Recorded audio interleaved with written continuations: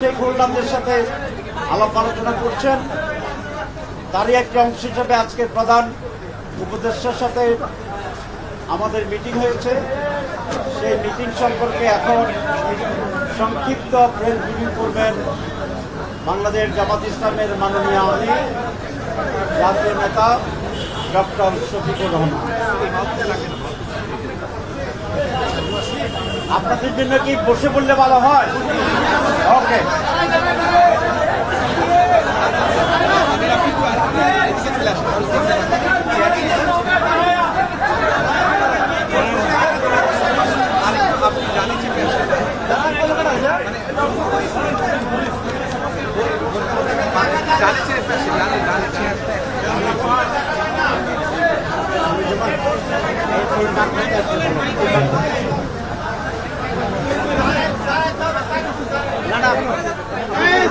এখানে যারা সামনে আছেন তাদের জন্য দাঁড়াইলে ভালো হয়, আবার যারা দূরে আছেন তাদের জন্য বসলে ভালো হয়।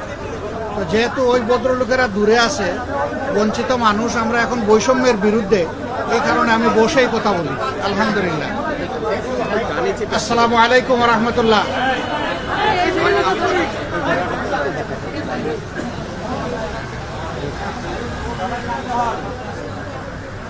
আসসালামু আলাইকুম রহমতুল্লাহ। সাংবাদিক বন্ধুগণ, আপনারা নিশ্চয়ই অবহিত আছেন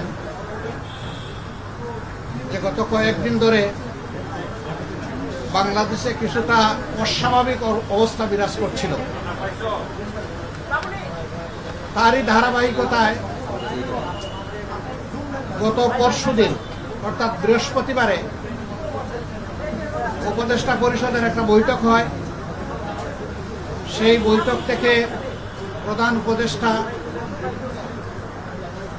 তিনি একটা মেসেজ জাতিকে দিতে চেয়েছিলেন, তিনি সেটা দেননি। কিন্তু এই কথাটা খুব দ্রুত সমাজের সব দিকে ছড়িয়ে পড়ে, যার কারণে সমাজে একটা অনিশ্চয়তা, আশঙ্কা, আতঙ্ক দেখা দেয়।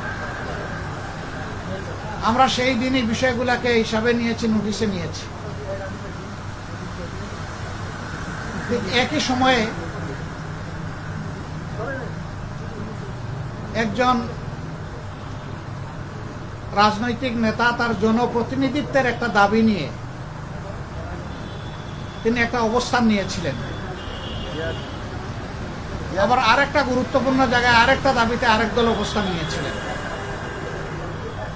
এই সব কিছু প্রধান উপদেষ্টার জন্য কিছুটা কষ্টের, কিছুটা বিরক্তির ছিল,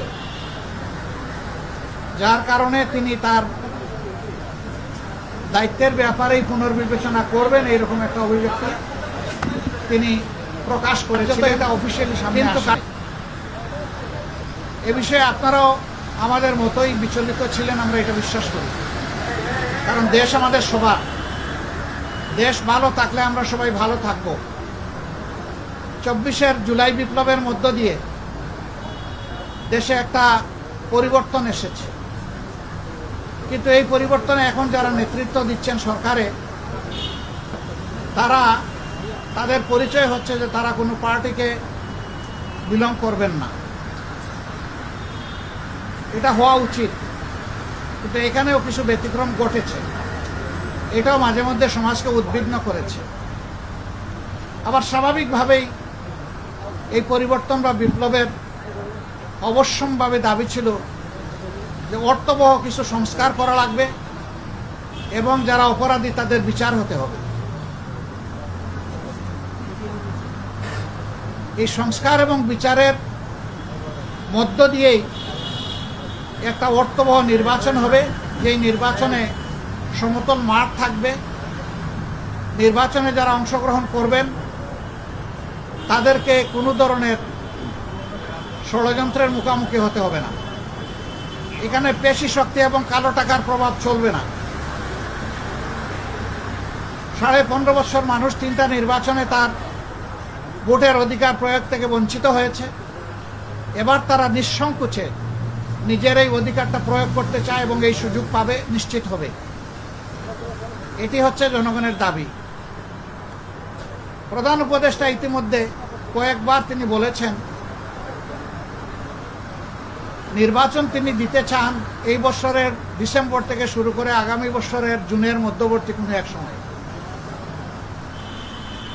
কিন্তু তিনি সুনির্দিষ্ট কোনো রোডম্যাপ দেননি, কোনো মাস সপ্তাহ তিনি ঘোষণা করেননি। এটাকে কেন্দ্র করে বিভিন্ন ধরনের দাবি এই নির্বাচনের রোডম্যাপের ব্যাপারে আছে। আমাদেরও কিছু রিকমেন্ডেশন ছিল,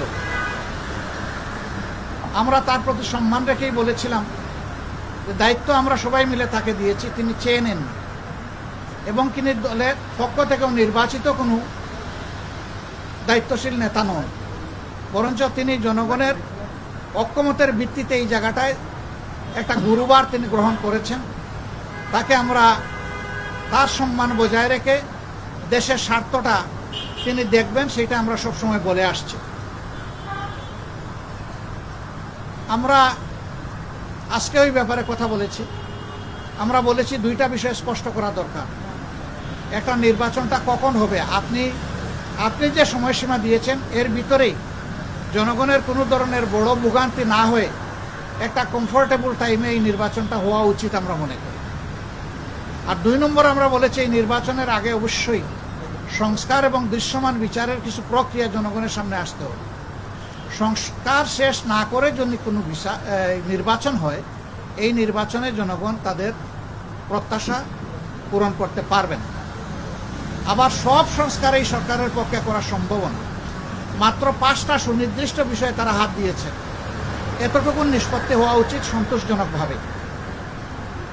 এর পাশাপাশি এখানে জুলাই প্রক্লেমেশনের ব্যাপার আছে, এগুলা সংস্কারের সাথে জড়িত। তো অনেক দলের দাবি দেওয়ার মধ্যেও কিছু ভিন্নতা আছে, এটা থাকবে, দল যেহেতু আলাদা মতেরও ভিন্নতা থাকবে, এটাই স্বাভাবিক। গণতন্ত্রের সৌন্দর্য হচ্ছে আমার মতটি আমি প্রকাশ করব, আরেকজনের মতের প্রতি আমি শ্রদ্ধা দেখাবো। আমি কারো মতকেই তুচ্ছ জ্ঞান করবো না, উপহাস করব না এবং কাউকে অপমানিত করব না।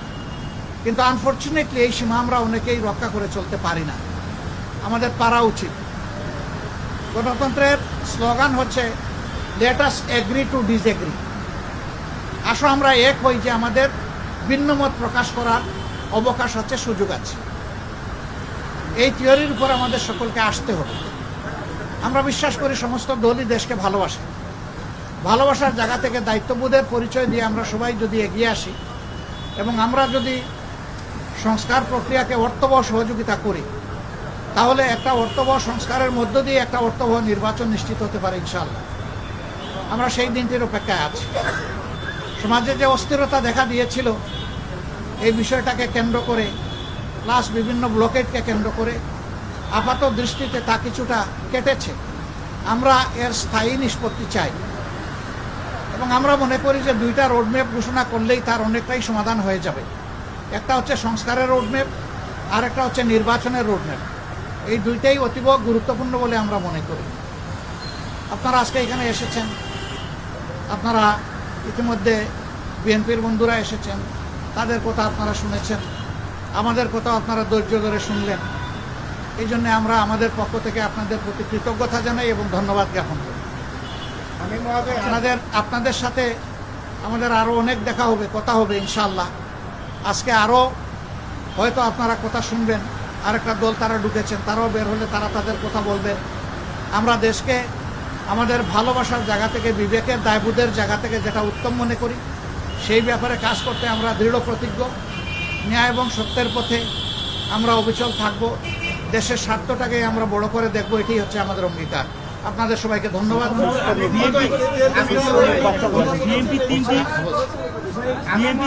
আপনারা যে আজকে আলাপ করলেন এটার প্রেক্ষিতে আপনারা কোনো সময়সীমা বেঁধে দিয়েছেন কিনা এবং আপনারা রোড সংস্কারের পরে নির্বাচন চাচ্ছেন কিনা? হ্যাঁ, অবশ্যই সংস্কারের পরে সবাই নির্বাচন চায়। আমরা ক্ষমতায় যায় তাহলে তারা সংস্কার কন্টিনিউ করবে এবং আওয়ামী লীগের বিচার কন্টিনিউ করবে। আপনারা কি এটা বিএনপি কখনো কখনো বললে, তারা কিন্তু বারবার এখনো বলছে যে আমরা সংস্কারের বিরোধী নই, তবে নির্বাচনের রোডম্যাপটা আমরা চাই সুনির্দিষ্টভাবে, সেটা তো আমরাও চাই। কিন্তু আমরা কোনো সময় বেঁধে দেইনি। আমরা কমফোর্টেবল 2টা টাইম আপনাদের মাধ্যমেই জাতিকে জানিয়েছি। যদি সংস্কার শেষ হয়ে যায় তাহলে ফেব্রুয়ারির মধ্যভাগে এটা হতে পারে, আর যদি সংস্কারের ভিতরে শেষ না হয় আর একটু সময় লাগে, এরপরেই যেহেতু রোজা শুরু হয়ে যাবে, রোজার পর হতে হবে, তারপরে এটাকে টেনে লম্বা করলে কোনো সুষ্ঠু নির্বাচন করা সম্ভব হবে না, আমাদের দেশের আবহাওয়া এটা এলাও করবে না। আপনাদের দুইটা রোডম্যাপের বিষয়ে প্রধান উপদেষ্টা কি বললেন, যে দুইটা দাবি জানাইছেন সে দুইটার ব্যাপারে তিনি গভীর মনোযোগ সহকারে শুনেছেন এবং আমাদের এটা আস্থা হয়েছে যে তিনি বিষয়টাকে ইতিবাচকভাবে নিয়েছেন। আচ্ছা, বিএনপির পক্ষ থেকে তিনজন উপদেষ্টা পদে চেয়েছেন, আপনাদের এইটা কি আপনারা কিভাবে দেখেন? বলছে নির্বাচনে বা সরকারের নিরপেক্ষতার জন্য তাদের পদত্যাগ করা দরকার। পদত্যাগ চাইলো বিএনপি আর ফতোয়া দিবে জামাতে ইসলামী, এটা কি মানায়? তারা যারা পদত্যাগ চেয়েছেন এই ব্যাপারে তারাই ব্যাখ্যা ভালো দেবেন। আমরা কারোই কোনো পদত্যাগ চাইনি এবং এই সময় আমরা যখন ওই রকম প্রয়োজন অনুভব করব তখন আপনাদের মাধ্যমে জানাই দেব। মিটিং এর মাধ্যমে কি অস্থিরতা দূর হবে মনে করছেন? এই যে অস্থিরতার অবস্থা বিরাজ করছে, আপনারা আমরা আশাবাদী কতটুকু দূর হবে মনে করছেন? পুরাটাই দূর হবে ইনশাল্লাহ। আরেকটা বিষয় স্পষ্ট, সেটা হচ্ছে আজকে প্রধান উপদেষ্টা আপনাদের দেখেছিলেন, আপনারা বিএনপি আসেন নাই, আপনারা বিএনপি আপনাদের কথা বলেছেন, সরকার বা প্রধান উপদেষ্টা আপনাদের কেন দেখেছিল, কি বলতে চায় সরকার? আপনি বলেন সরকার আপনাদেরকে কি বলতে চায়? এটা ঠিক, আমাদের ব্যাপার আর বিএনপির ব্যাপারে একরকম না, একটু ডিফারেন্স আছে। আমরা কিন্তু নিজেই চেয়েছি এবং টাইপটা ফিক্স আপ হয়েছে। কালকে আপনারা সংবাদ মাধ্যমে এটা অলরেডি জানতে পেরেছেন। অনেক দেখা হবে। আসসালামু আলাইকুম ওয়া রাহমাতুল্লাহ।